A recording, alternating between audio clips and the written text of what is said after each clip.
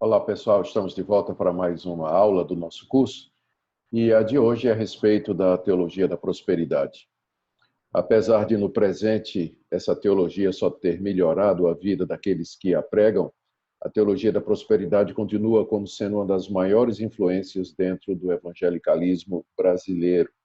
Continua a influenciar as igrejas de todos os matizes, muito embora seja nas igrejas neopentecostais que a teologia da prosperidade tem encontrado um eco maior. Em geral, essa teologia ensina que se o crente tiver fé nas promessas de Deus e for fiel nos dízimos e nas ofertas, Deus sempre fará com que ele seja próspero e saudável. Essa ideia ou essa teologia, ela tem início nos Estados Unidos aí por volta da década de 80, quando o movimento neopentecostal começou a aparecer e a influenciar o cenário mundial.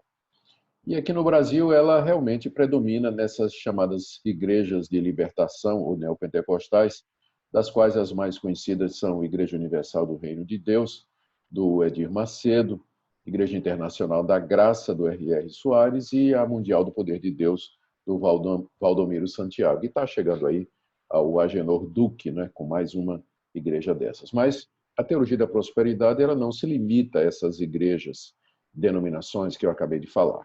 Ela tem uma influência generalizada dentro das igrejas evangélicas.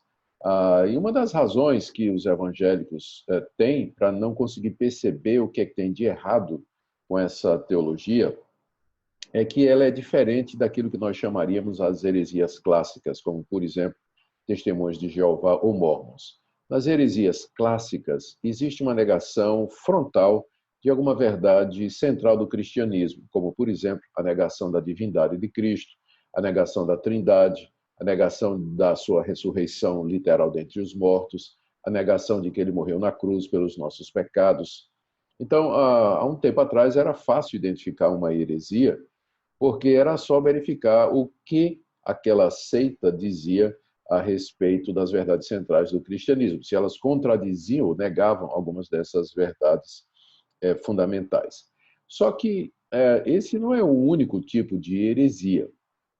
É possível alguém pegar uma verdade bíblica, destacá-la do seu contexto maior das Escrituras e, através dela, fazer uma releitura das outras verdades bíblicas, de forma que o resultado final é alguma coisa diferente do cristianismo bíblico, do cristianismo histórico. Por exemplo, a teologia da libertação, que apareceu aí na década de 50, mais ou menos, ela pegou uma verdade bíblica, que Deus se preocupa com os pobres e que Deus olha para a opressão daqueles que são desvalidos na sociedade, que Deus condena a injustiça, o suborno e a corrupção do juiz, isso é verdade. A teologia da libertação pegou essa verdade bíblica, abstraiu do contexto geral da Bíblia, onde ela é ensinada, e fez uma releitura da Bíblia a partir disso aí. Portanto, da perspectiva da teologia da libertação, pobre é sacramento, verdadeira libertação é livrar-se das injustiças sociais. Perdão significa, na verdade, um avanço espiritual, primeiramente, mas com implicações sociais diante de Deus. Vitória sempre é medida em termos financeiros. Cristo é transformado no libertador da condição humana, em vez de ser o libertador dos nossos pecados. Inclusive, um dos primeiros livros que eu li sobre teologia da libertação foi de Leonardo Boff, e o título era Jesus Cristo Libertador, onde ele faz uma releitura do êxodo, da saída de Israel dos filhos do Egito, e depois do próprio ministério de Cristo, dizendo que Cristo veio ao mundo para libertar os pobres, para ministrar aos pobres, enfim, para ser o salvador dos pobres. E na teologia da libertação, de Leonardo Boff, isso significava livrar o pobre da opressão dos ricos, dos poderosos e daqueles que os escravizam e oprimem. Embora não negando que há essa dimensão bíblica, contudo, esse não é o ponto central do Evangelho e esse não é o objetivo principal da igreja. Então, no final, o que você tem na teologia da libertação é um cristianismo distorcido que está muito longe daquele cristianismo bíblico. Eu diria que é a mesma coisa com a teologia da prosperidade. Os teólogos da prosperidade tomam passagens bíblicas, verdades bíblicas, tiram do seu contexto e aí fazem uma releitura de toda a Bíblia a partir daquela doutrina que eles elegeram como sendo a chave hermenêutica deles, como sendo o ponto de leitura ou a porta de entrada para o significado do cristianismo, conforme nos é revelado nas Escrituras. E, no final, você não vai encontrar nessas igrejas da teologia da libertação a negação das grandes verdades do cristianismo. Eles vão dizer que Jesus é Deus, vão dizer que a Bíblia é a palavra de Deus, vão dizer que Jesus ressuscitou dos mortos, que ele perdoa pecados, só que tudo isso é subordinado ao ponto central de que Deus deseja nos dar prosperidade material aqui nesse mundo, prosperidade financeira, e que isso está atrelado a sacrifícios, dízimos, ofertas e compromissos e propósitos que alguém tem que fazer para obter essas bênçãos. Muito bem. No final, então, o que você tem é um cristianismo distorcido, não é aquele cristianismo que a Bíblia nos oferece. A Igreja Presbiteriana do Brasil, eu sei que muitos de vocês não são presbiterianos, mas apenas para dar um referencial, a Igreja Presbiteriana do Brasil considera como seita e heresia as igrejas da teologia da prosperidade. Muito bem. Na aula de hoje, eu queria ver alguns erros e acertos da teologia da prosperidade, para, dessa forma, ajudar vocês a compreenderem, a serem esclarecidos, porque eu creio que muitos de vocês vieram de igrejas onde essa teologia é aceita. Talvez já foram saqueados, explorados por pastores e líderes sem consciência, insensíveis, que colocaram pressão usando a Bíblia em cima de vocês para que vocês contribuíssem, inclusive até o que não tinham. Em seguida, nós vamos apresentar algumas afirmações feitas pelos defensores da teologia da prosperidade, seguidas daquilo que eles deixam de mencionar e que traria o equilíbrio necessário para o tema. Ok? Então, vamos lá, com licença. Em primeiro lugar, com relação às bênçãos materiais dadas por Deus. Os pregadores da prosperidade, eles afirmam corretamente que Deus tem prazer em abençoar seus filhos com bênçãos materiais. E é verdade. O Salmo 145, verso 16, por exemplo, diz que Deus abre as suas mãos e satisfaz de benevolência a todo ser vivente. E também lá em Mateus capítulo 7, verso 11, o Senhor Jesus ensina que Deus, como um pai bondoso, ele sabe dar coisas boas àqueles que lhe pedem. Ou seja, nós podemos confiar que o nosso Pai Celestial conhece as nossas necessidades e vai cuidar de nós. Só que os pregadores da prosperidade, ao citar textos como esse, eles omitem que o fato de que a Bíblia também ensina que qualquer bênção material que provenha da parte de Deus não é um direito nosso, mas é pura e simples graça da parte de Deus. A Bíblia é muito clara quando ela enfatiza a bondade e a generosidade de Deus em conceder estas dádivas. Aqui eu queria compartilhar com vocês uma passagem que nós encontramos lá no livro de Deuteronômio. Aqui Moisés ensina ao povo de Deus o seguinte: depois que o povo entrasse na terra prometida, estou lendo aqui a partir do verso 17, aqui é Deuteronômio 8, 17. Não digas, pois, no teu coração, a minha força e o poder do meu braço me adquiriram essas riquezas. Antes te lembrarás do Senhor teu Deus, porque é Ele o que te dá forças para adquirires riquezas. Ou seja, Moisés estava lembrando ao povo: quando vocês entrarem na terra que Deus dá a vocês e vocês prosperarem, forem ricos, tiverem do bom e do melhor, não pensem que isso foi por causa de vocês ou alguma coisa que vocês fez. Porque isso é da graça de Deus, é Deus quem dá força, Deus que dá oportunidade, é Deus quem dá o privilégio de vocês terem uma vida próspera aqui nesse mundo. Portanto, o fato de que Deus nos abençoa materialmente, e isso é claro na Bíblia, não significa que nós podemos reivindicar de Deus que Ele sempre faça isso, ou exigir que Ele nos conceda bens materiais como se nós tivéssemos direito a esses bens. Na verdade, as igrejas neopentecostais estão ensinando errado os seus membros, porque eles exigem ou ensinam que os membros têm que exigir a prosperidade e que Deus está obrigado a dar se os membros, então, cumprirem campanhas e propósitos estabelecidos pela liderança.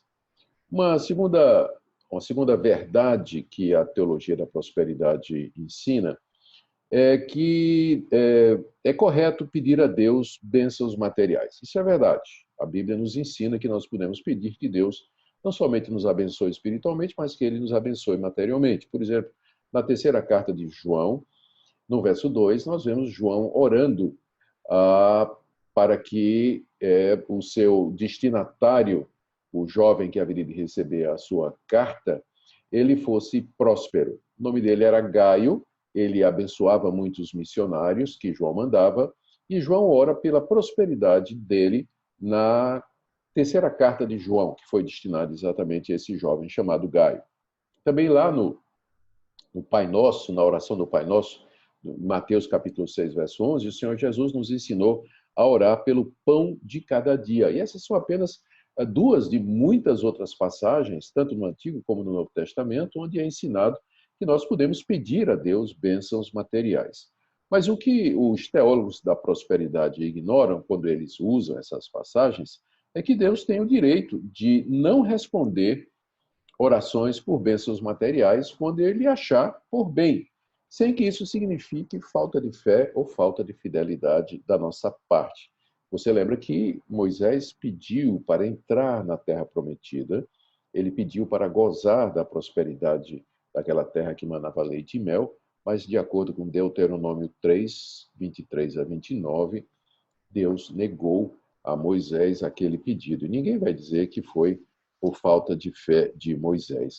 Também Paulo tinha pedido a Deus uma libertação de um espinho na carne que lhe causava muita dor e muito incômodo. Você pode ler a história na segunda carta que Paulo escreveu aos Coríntios, no capítulo 12. Era um tremendo do incômodo.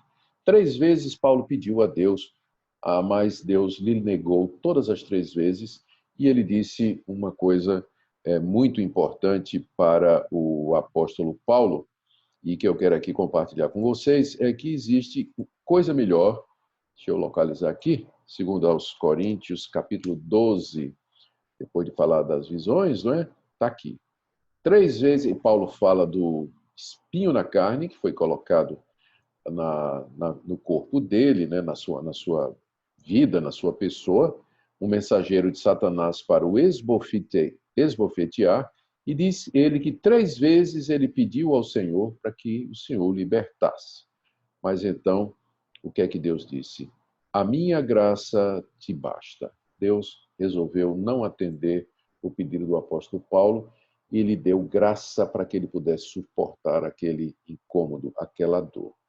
Ou seja, fazer campanhas de oração, propósitos, orar no monte, jejuar, nada disso obriga Deus a nos dar saúde, prosperidade, libertação de problemas financeiros ou de qualquer outro tipo de males. A gente tem que lembrar que Deus nos atende conforme a sua vontade. E aqui, então, nós temos que nos lembrar aquela passagem na primeira carta de João, capítulo 5, no verso 14, onde diz assim: e esta é a confiança que temos para com Ele, que se pedirmos alguma coisa segundo a sua vontade, Ele nos ouve. Ou seja, o atendimento às nossas orações está condicionado à vontade de Deus.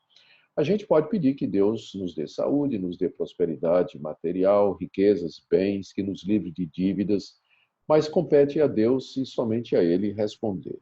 E ele vai fazer isso de acordo com sua vontade. E às vezes a vontade de Deus, como ele fez com Paulo e fez com o próprio Moisés, é negar o pedido porque ele tem um propósito maior em mente. Deus vê o quadro maior. E às vezes uma negativa de Deus é a melhor coisa que nós poderíamos receber, embora no momento aquilo não nos pareça assim, que a gente está apertado, está doente e assim por diante.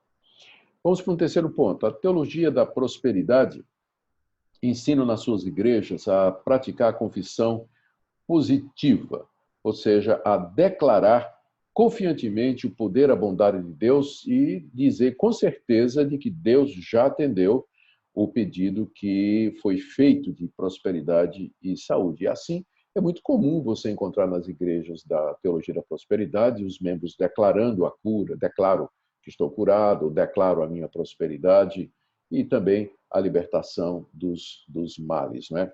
Então, num certo sentido, a Bíblia não está errado. A Bíblia nos ensina a declararmos a bondade de Deus, a anunciarmos as suas maravilhas, a afirmarmos a certeza das suas promessas. Mas o que existe por trás dessas declarações nas igrejas da teologia da prosperidade, essa ideia não muito bíblica, na verdade não bíblica, não é, de que palavras elas têm poder para criar realidades no mundo espiritual. Se por um lado, como eu disse, a gente sempre tem que declarar as virtudes do nosso Deus, nós não temos o poder de realizar curas ou de fazer alguém prosperar simplesmente por meio de declarações. Nossas palavras, elas não têm poder em si mesmo, porque nós não somos Deus. Apesar de sermos filhos de Deus, esse atributo de Deus de criar as coisas pela palavra do seu poder não nos foi transferido, como argumenta, por exemplo, o Benny Hinn, ao dizer que, pelo fato de nós sermos filhos de Deus, nós temos o mesmo poder de Deus de criar realidades através da palavra, da mesma forma que Deus disse, haja luz, e pela palavra ele criou a realidade material, assim também nós, como filhos de Deus, podemos gerar realidades com declarações desse tipo, não é? Só que há um erro fundamental aí. O fato de que nós somos filhos de Deus não quer dizer que nós temos tudo que Deus tem e que somos tudo que Deus é. Deus é completamente outro. Deus é o Criador todo-poderoso. Nós somos suas criaturas limitadas e finitas. Nós não podemos gerar realidades através das palavras que nós falamos, embora nossas palavras, é claro, elas sempre têm um efeito muito grande. Elas podem abater pessoas, podem alegrar pessoas, elas podem azedar uma situação ou podem melhorar todo um ambiente, mas nunca temos o poder de criar prosperidade batendo na nossa carteirinha e dizendo, batendo na nossa carteira e dizendo, eu declaro que essa carteira vai ficar cheia de notas de R$ 100 a partir da semana que vem. Não existe essa realidade ensinada pelo movimento de confissão positiva, que é muito comum nas igrejas da prosperidade.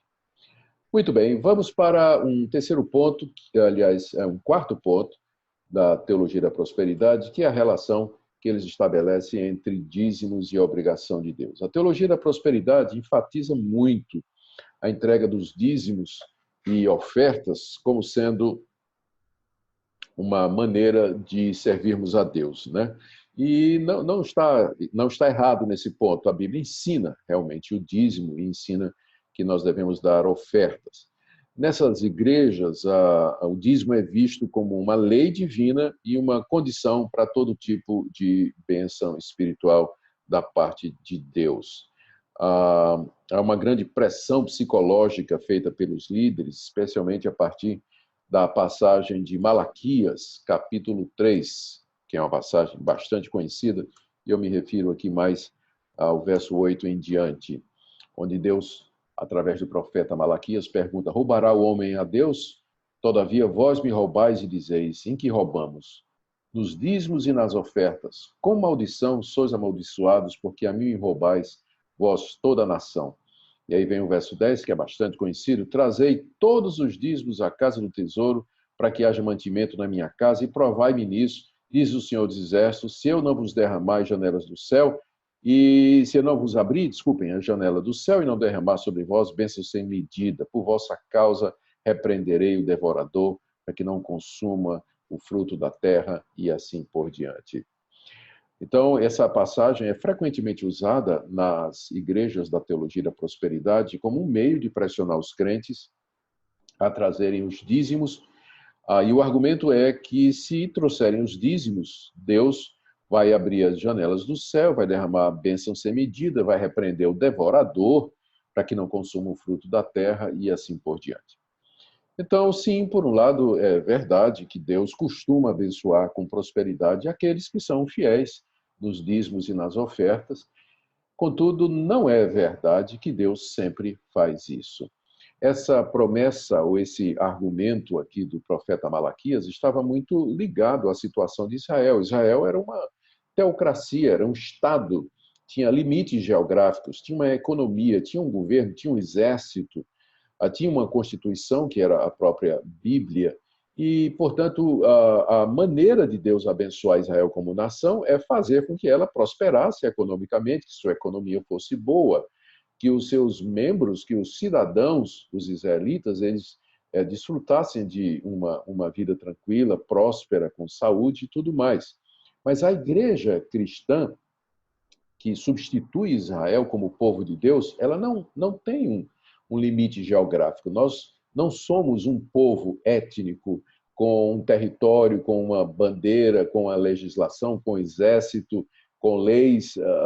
Nós não somos. A igreja é um povo espiritual espalhado por entre os demais povos da terra. Portanto, o favor de Deus para conosco e a sua graça para conosco não pode mais se medir através de bênçãos materiais, embora Deus possa individualmente abençoar os seus filhos. Mas nós não podemos pegar essa passagem do livro de Malaquias, que está muito ligado à situação de Israel no Antigo Testamento, e usar para dizer que se nós formos fiéis nos dízimos e nas ofertas, Deus está obrigado a repreender o devorador, Deus está obrigado a derramar bênçãos das janelas abertas dos céus sobre nós.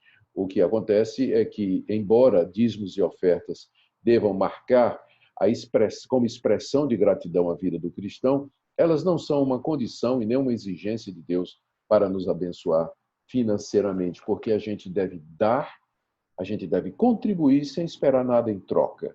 Nós devemos dar como reflexo da nossa gratidão a Deus, que deu a maior de todas as dádivas a nós, que foi o seu Filho Jesus Cristo para morrer pelos nossos pecados e entregar sua vida por nós. Portanto, você dar dízimo ou você dar oferta esperando receber a retribuição da parte de Deus é o pior motivo pelo qual você deveria fazer isso. A Bíblia diz que Deus ama quem dá com alegria, a quem dá com voluntariedade, com generosidade e de coração pronto.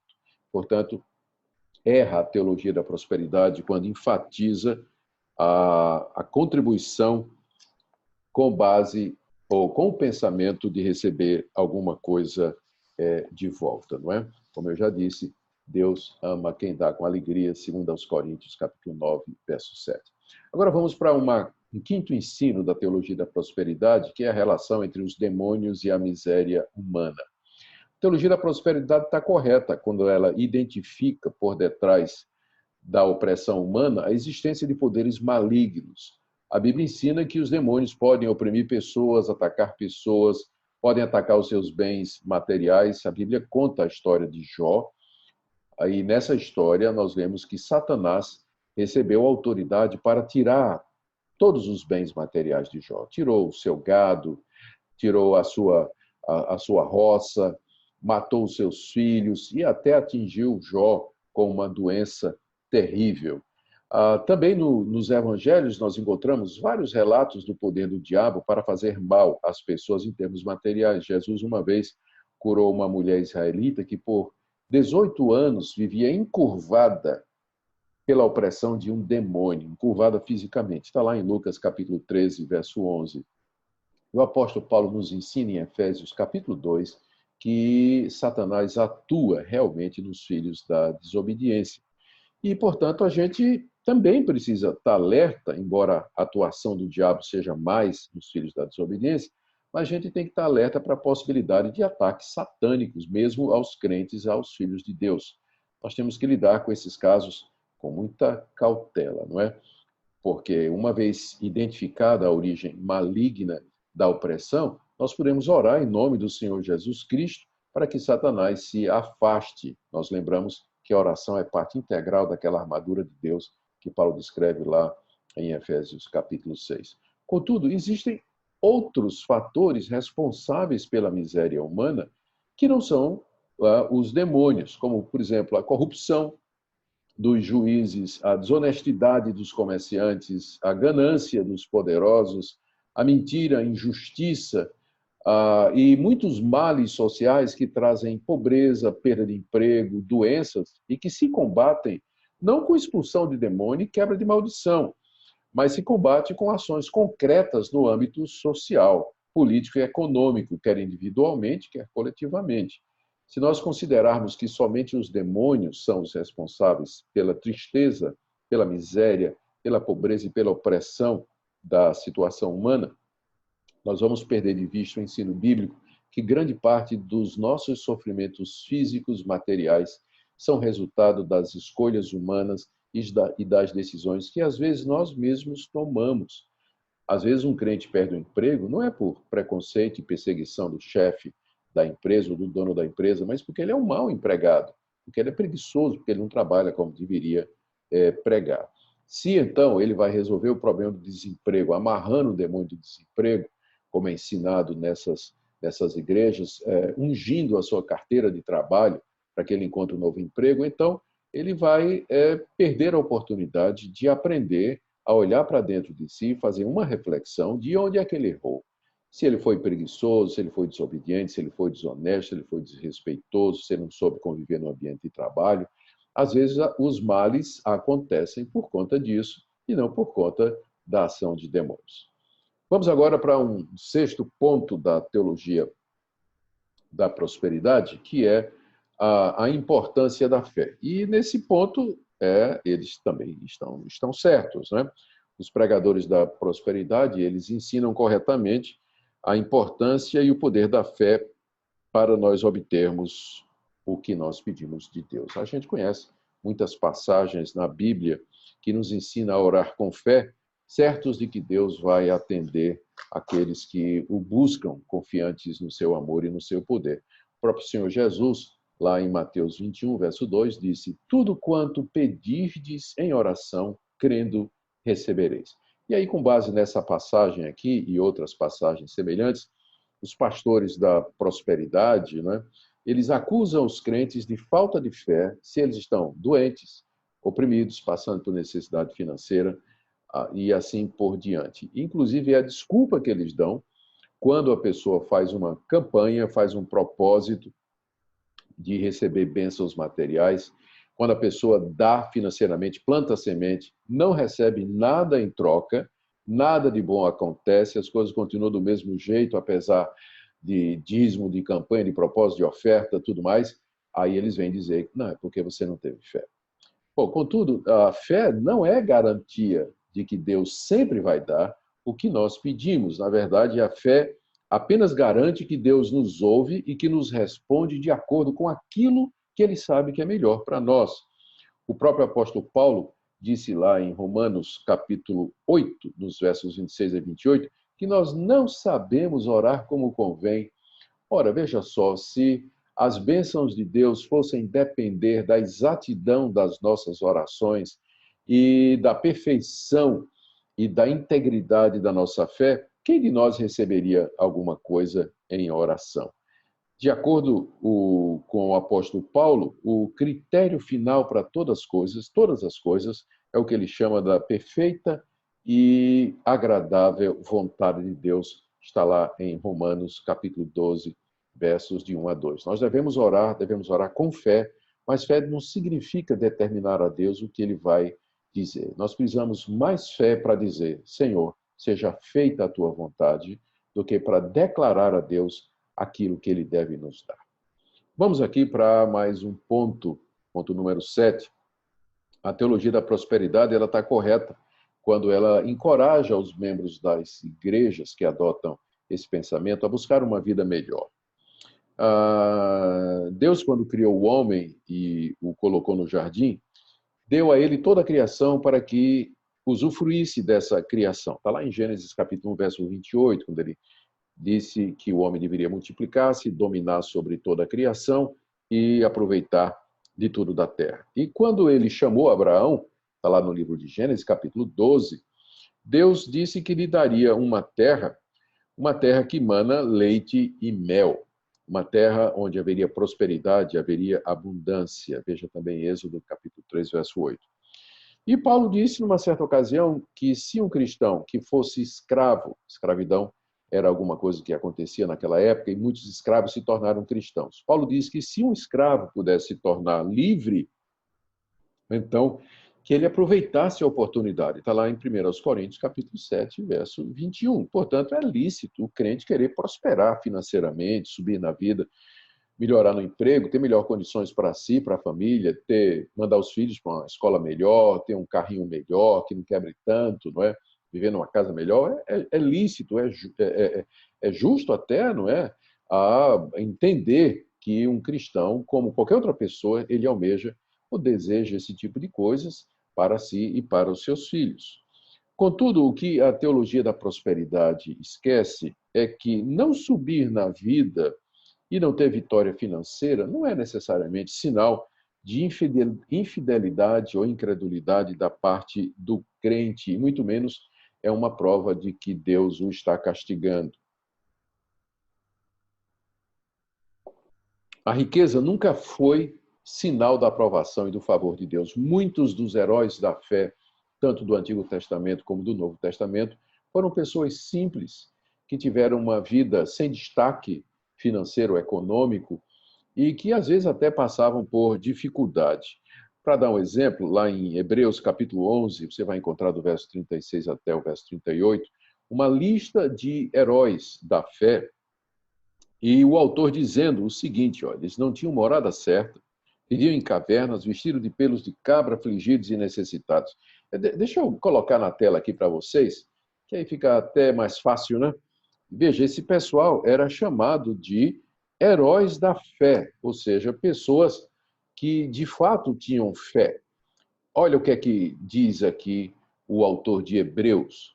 Ele diz que estas pessoas, ele cita algumas aqui, não é? Gideão, Baraque, Sansão, Jefté, Davi, Samuel, etc. Por meio da fé, subjugaram reinos, praticaram justiça, obtiveram promessas, fecharam boca de leões, extinguiram a violência do fogo, fizeram os poderosos em guerra, puseram em fuga exércitos de estrangeiros. Aí você deve pensar, né? De fato, a fé consegue todas estas coisas, mas a passagem não terminou ainda. Mulheres, estou aqui, no verso 35, mulheres receberam pela ressurreição seus mortos. Alguns foram torturados. Opa! Tinham fé, mas acabaram presos e torturados, por não aceitarem seu resgate para obter superior ressurreição. Aí vê só. Outros, por sua vez, passaram pela prova de escárnios e açoites, até de algemas e prisões. Foram apedrejados, provados, cerrados pelo meio, uma referência talvez ao profeta Isaías, mortos a fio de espada, andaram peregrinos, vestidos de pele de ovelhas e de cabras, necessitados, afligidos, maltratados, homens dos quais o mundo não era digno, errantes pelos desertos, pelos montes, pelas covas, pelos antros da terra. Você percebe? Eles eram homens e mulheres de fé. E pela fé, eles conseguiram coisas extraordinárias. Contudo, apesar da fé, eles foram açoitados, estou vendo aqui o verso 36, foram presos, algemas e prisões, foram apedrejados, verso 37, cerrados pelo meio, já pensou que morte terrível de um homem cheio de fé, mortos ao fio da espada, peregrinos, não tinham lugar certo para morar, vestido de pele de ovelhas e cabras, que era o vestido mais pobre, é o vestido mais pobre daquela época, necessitados, passando fome, afligidos pelos homens, maltratados pelos homens, errantes pelos desertos, porque fugiam, não tinham onde morar, errantes pelos montes, pelas covas, pelos antros da terra. Ora, pode-se dizer que esses heróis da fé do Antigo Testamento não tinham fé por terem passado por todas essas privações, todos esses sofrimentos, por terem sido privados de casa, de conforto, de segurança, de liberdade, de saúde? Evidentemente que não. Então, o meu ponto aqui é que, embora seja lícito que nós procuremos uma vida melhor para nós e para os nossos filhos, a falta disso não quer dizer que nós não temos fé e que Deus não nos ama.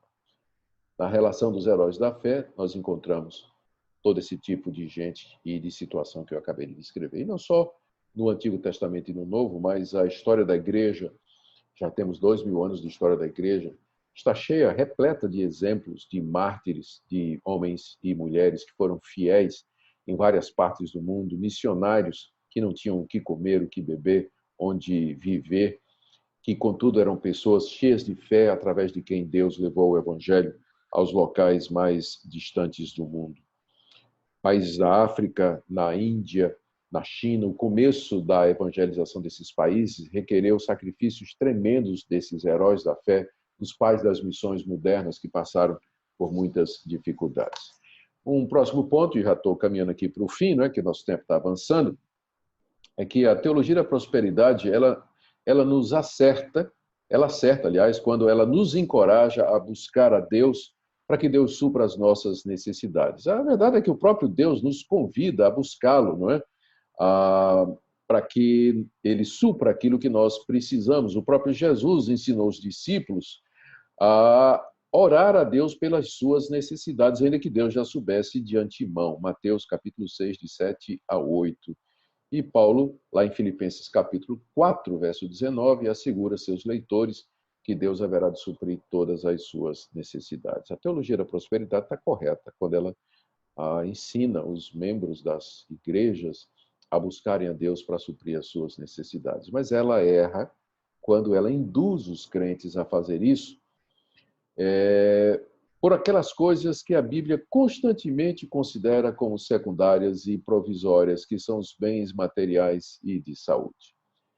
Esse é o problema. As pessoas buscam a Deus, mas porque querem prosperar, sair de dívida, ter um carro, arrumar um marido, arrumar uma esposa, arrumar um casamento, começar a sua própria empresa e assim por diante.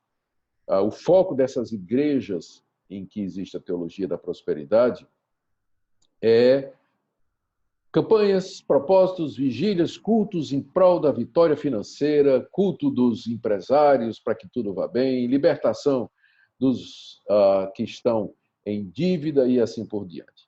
Vocês lembram que Jesus repreendeu aqueles que o seguiam por causa do pão. Está lá em João 6, 26, Jesus diz: vocês não estão me seguindo porque vocês viram os milagres que eu fiz e que provam que eu sou filho de Deus, mas porque eu multipliquei os pães. Jesus repreendeu aquelas pessoas que o seguiam de olho nas bênçãos materiais. O próprio Jesus rejeitou a tentação de Satanás de transformar pedras em pães, quando ele estava no deserto sendo tentado e depois de 40 dias de jejum ele teve fome. Eu não estou dizendo que é errado buscar a Deus por bênçãos materiais, mas que é errado fazer disso o principal motivo das nossas orações. Muita gente jejua, faz propósito de campanha, buscando vigília, buscando a Deus por bênção material. Mas quantos realmente fazem isso buscando santidade, uma vida cheia de amor, pureza, ser um bom marido, ser uma boa esposa? E, por último, eu quero tocar nesse assunto aqui, que Deus abençoava materialmente o povo no Antigo Testamento. Os defensores da teologia da prosperidade corretamente nos lembram que as bênçãos materiais faziam parte das promessas de Deus para a nação de Israel. E uma das promessas mais conhecidas é exatamente aquelas promessas que nós encontramos em Deuteronômio 28, onde Deus promete a relação chuvas, colheitas, aumento de gado, saúde e vitória contra os inimigos, se os judeus andassem na sua aliança. Deuteronômio 28 diz que a obediência traria a bênção. Mas esses teólogos parecem ignorar que essas promessas foram feitas ao povo de Deus, como eu já disse, quando ele existia como nação, que tinha um território, governo, exército, leis civis e sistema econômico.